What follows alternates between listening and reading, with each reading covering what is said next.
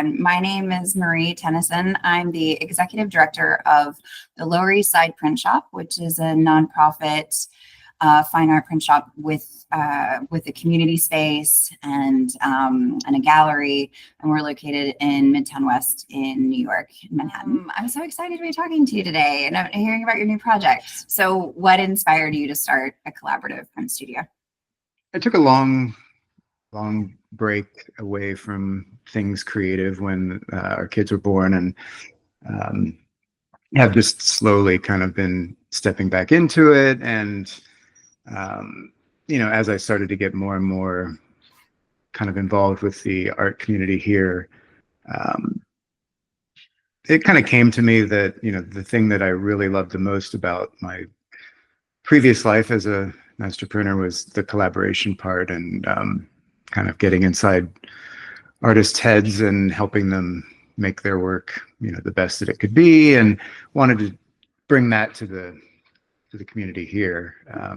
Primarily, we're working with digital technology, inkjet printing, and that sort of thing. So it's a little bit different in that way. Right, because we've worked together in a very traditional print shop with all the clunky, heavy presses and equipment. So how is this, can you speak a little bit more of how this is different from a traditional print shop or just like a regular artist studio? I mean, just the technology primarily. It's everything else is the same. I mean, the collaboration's the same, the objectives are the same. The artists are able to work with whatever medium they're used to.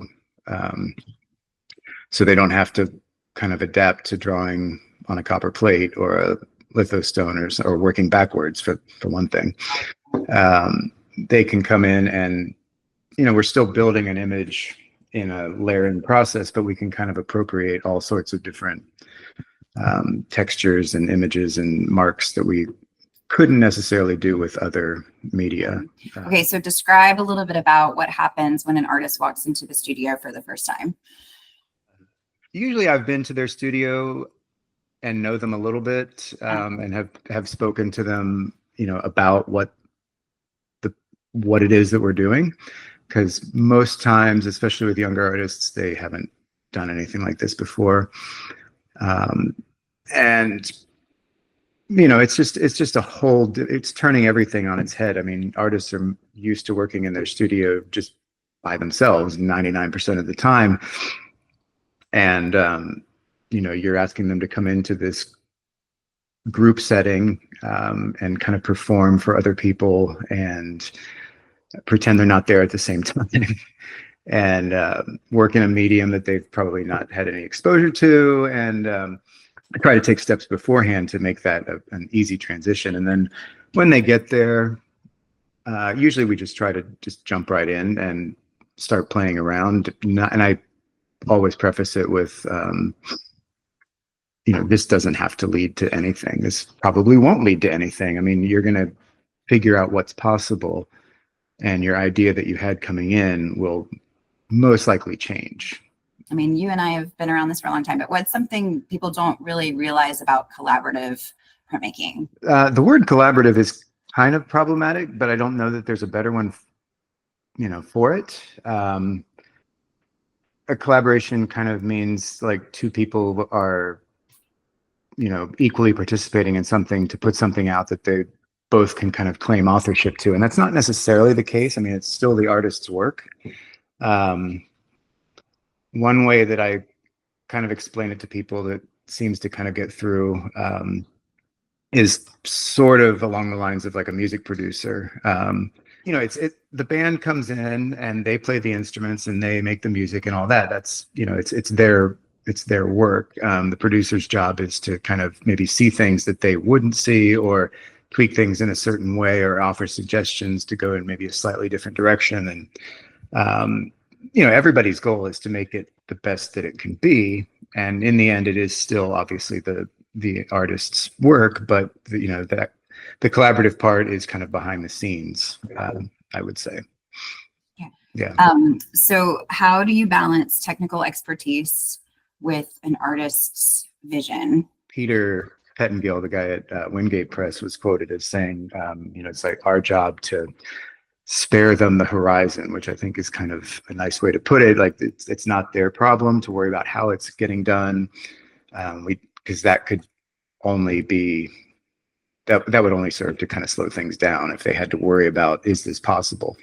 Right. And most printers that I know will automatically say, yes, we can do that. And in their mind, they're like, oh my God, I have no idea how to do it. Totally. And they figure it out. Yeah. Yeah. So what is your favorite part of working one-on-one with artists? Like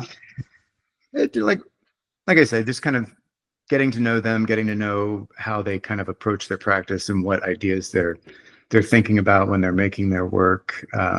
These types of situations usually evolve into friendships because you're working pretty intimately with them, and on both sides. The artist, like I said, is kind of being really vulnerable in coming to this situation and making their work in real time in front of an audience. As a printer, you have to kind of leave all of your personal creative ambitions at the door, and you devote all of that energy to this other person's work, which is it's pretty intense.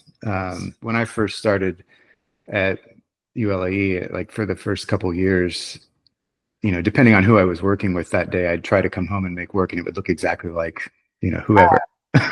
So I just stopped for a little bit. And I got to figure out how to separate this. But yes, but let's talk a little bit about my favorite topic, which is printmaking, prints, accessibility for both artists and collectors, since it's on the heels of, I'm about to do the Armory show at the Javits Center and talk to everybody about what is a print, what are these things. So when a lot of people think about print, they think about like a reproduction of something. And that's always the first question, like, oh, so what does the original look like? And you're looking at it. Right.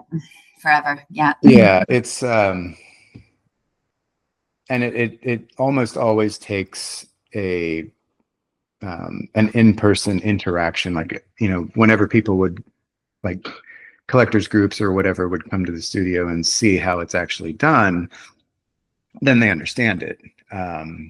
You're using the technology and kind of taking it apart and building something within that framework instead of using it to just appropriate something else that already exists. And it's hard. It can be hard to convince people that even though there's 20 or 30 or 40 of them, they're all original. Right. And that one number isn't more valuable than another signed to a 30. Whatever. I heard that the print fairs this year did very well. I think that's indicative of people kind of coming around and appreciating, that they are original artworks and they're worth collecting. And there's something really amazing for the collector because every major museum has a drawings and prints department. So it's really exciting for a collector to be able to own something that's also in the collection of the Museum of Modern Art or the Met Museum, or I do think you're right. I think there's a lot of people that are coming around and realizing, oh, this is a really great way to collect important work that at a price point that's within reach. So tell me a little bit about your long-term vision for the studio, because it's fairly new. So what's your 5-year plan? What's your long-term vision?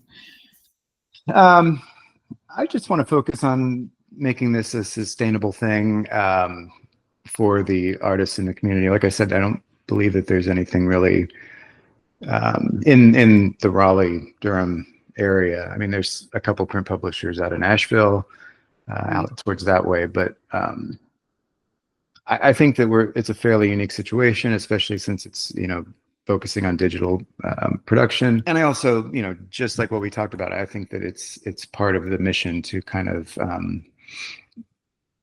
educate and expose the public to this really unique kind of way of collecting original art. You've got these really, really fabulous local artists working around here. And, it's not like New York. There's not like 7,000 galleries. So it's a little bit more difficult to kind of get your work out there on a consistent basis. And I think that if I can help do that, that would be great.